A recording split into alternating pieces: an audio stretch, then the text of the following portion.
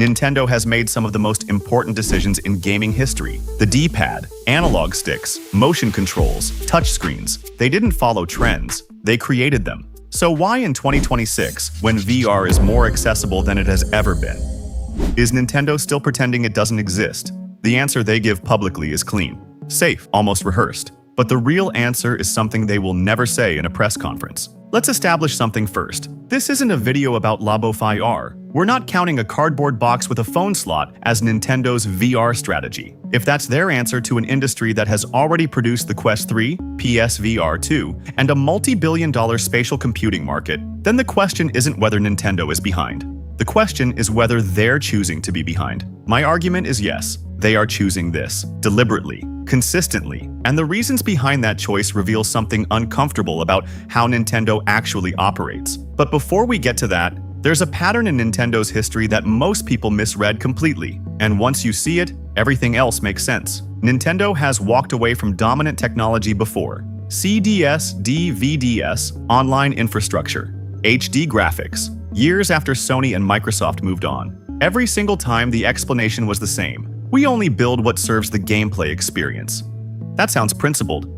It sounds like artistic integrity, but look at what actually happened each time. The CD decision in the mid-90s didn't just cost Nintendo a format war, it handed Sony the keys to an entire generation. The PlayStation existed because Nintendo said no to a partnership. Square left. Konami shifted priorities. Third parties that had built their business around Nintendo cartridges had to make a choice, and a lot of them chose the platform that gave them more freedom. Nintendo survived it. They always survive. But survival isn't the same as winning. The pattern isn't Nintendo ignores bad technology. The pattern is Nintendo ignores technology that threatens their control model. CDs were dangerous because they were cheap to produce and easy to copy. That undermined Nintendo's grip on software distribution.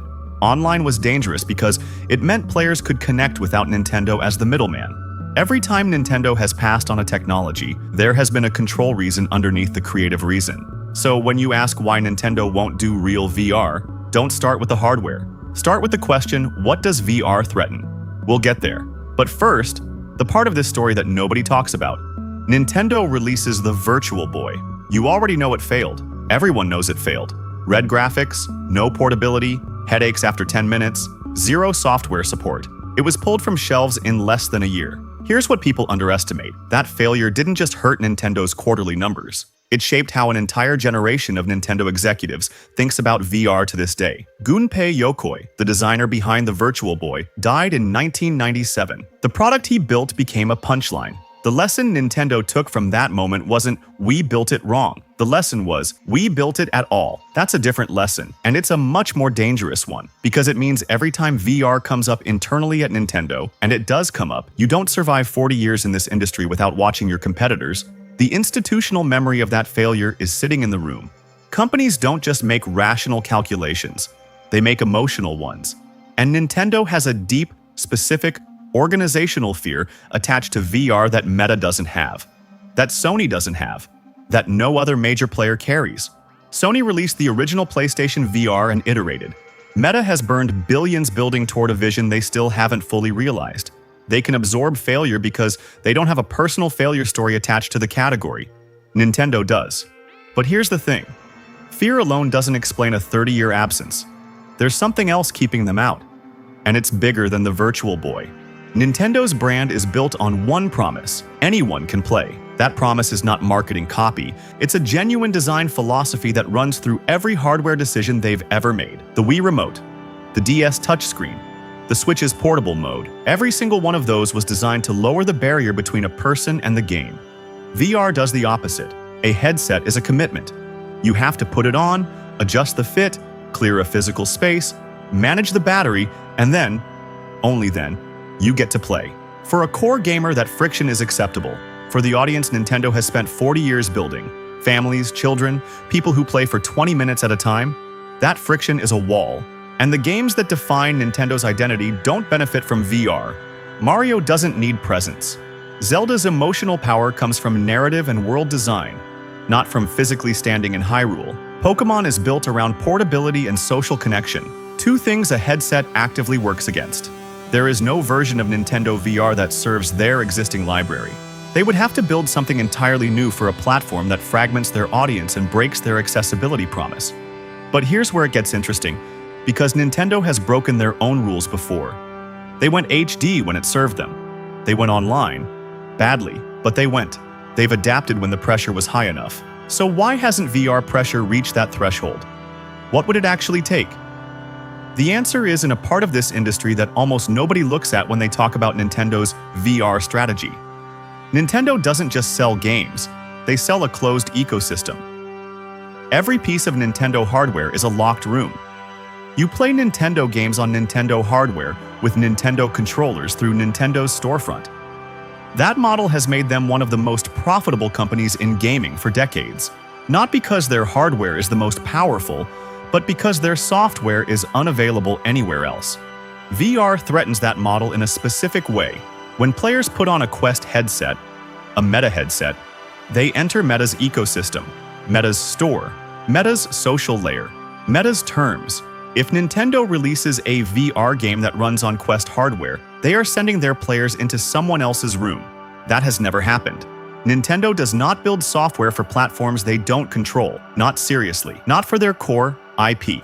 So the only viable Nintendo VR is Nintendo's own headset, Nintendo's own platform, Nintendo's own software stack, and that is an enormous bet. The Quest has years of infrastructure, a developer ecosystem, millions of installed users. PSVR 2 has the PlayStation brand behind it. Nintendo would be launching into a market that has already consolidated around two major players, with a product that has to work for families in living rooms, run their existing IP convincingly, and deliver enough new experiences to justify the hardware cost. That's not impossible. Nintendo has beaten worse odds, but it means their VR move, if it ever happens, cannot be iterative. It has to be a statement. And Nintendo does not make statements before they're ready. The question is whether not ready and too afraid are the same thing. Here's the part that should bother you. While Nintendo publicly ignores VR, they have been quietly filing patents, spatial audio systems, eye-tracking interfaces, depth-sensing camera arrays, motion prediction algorithms that read exactly like they were designed for head-mounted displays. They're watching, they're preparing, they are not asleep. And look at what the Switch 2 is doing. Improved processing headroom, better rendering pipeline, camera functionality that currently has no announced purpose. Nintendo does not add hardware capability without a plan for it. They are too conservative, too deliberate for that. Something is coming. The question isn't whether Nintendo will eventually engage with spatial computing. The question is whether they'll do it on their terms, in their time frame, or whether they'll wait so long that the window closes. Because here's what Meta and Sony understand that Nintendo seems to be ignoring. The platform wars in VR are happening right now. Developer relationships are being built right now. User habits are forming right now. The studios that will define what VR games look like in 2030 are signing exclusivity deals right now. Every year Nintendo waits, the cost of entry goes up. Every year, recapturing those developers and those players becomes harder. Nintendo survived the CD era because games were still games. You could port a Super Nintendo experience to PlayStation, and the jump wasn't fundamental. VR is a different medium. You cannot port a flat game into presence. If Nintendo isn't building VR native experiences now, isn't building the muscle memory for that kind of design, then when they finally enter, they'll be learning in public. So here's where we land. Nintendo will not do real VR soon. Not because VR is bad technology. Not because their games don't translate. Not because the market isn't ready. Because Nintendo is a company that has confused caution with wisdom. There's a version of this story where Nintendo's patience is genius, where they watch Meta and Sony struggle, learn from every mistake, and then arrive with a product so refined and so perfectly positioned that it redefines the category, the way the Wii redefined motion controls and the Switch redefined portable gaming. That version is possible. But that version requires Nintendo to be playing a long game with a clear destination. And from the outside, from the patents, from the hardware signals, from the complete public silence on the subject, it doesn't look like a long game. It looks like avoidance. It looks like a company that watched a product fail 30 years ago and built a wall around that memory. A company that has so much to lose from a wrong move that it has stopped being willing to make moves at all.